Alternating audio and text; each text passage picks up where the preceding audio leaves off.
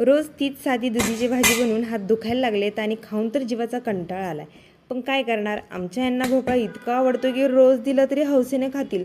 म्हटलं चला आज भाजीचा कंटाळा घालवण्यासाठी बनवूया चविष्ट दुधी भोपळ्याचं भगराळं. हा भोपळा जेवढा दिसायला साधा आहे, शरीरासाठी तितकाच हेल्दी आहे.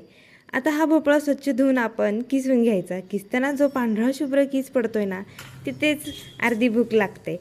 आता या भगराळ्याची खरी गुपित चव म्हणजे हे वाटण. जिरे, धने, लसूण आणि भरपूर कोथिंबीर याचं मी हे ताजं वाटण तयार करून घेतलेलं आहे. कढईत मोहरीचं तेल तापवलं की त्याच्यामध्ये मोहरी, जिरे, कढीपत्ता आणि हे वाटून परतून घ्यायचं. याचा जो खमंग वास सुटतोय ना, त्यावरूनच समजते की आज बेत काहीतरी खास आहे. फोडणीत आता हा दुधीचा किस आणि 1 वाटी बेसन टाकून वाफेवर शिजवून घ्यायचं. या वाटणामुळे भगराळ्याला जो हिरवागार रंग आणि चव येते ना, ती साध्या भाजीमध्ये कधीच नाही येणार. वरतून थोडी हळद, चवीनुसार मीठ आणि पुन्हा थोडी ताजी कोथिंबीर भरभरली की आपलं दुधीचं भगराळं तयार. दिसायला इतकं छान दिसते की जो भोपळा खात नाही तो सुद्धा वाटी मागून घेईल. आणि ह्यांनी तर गरम गरम भगराळं, चपाती आणि सोबत थंडगार दही घेऊन फस्त करायला बसले.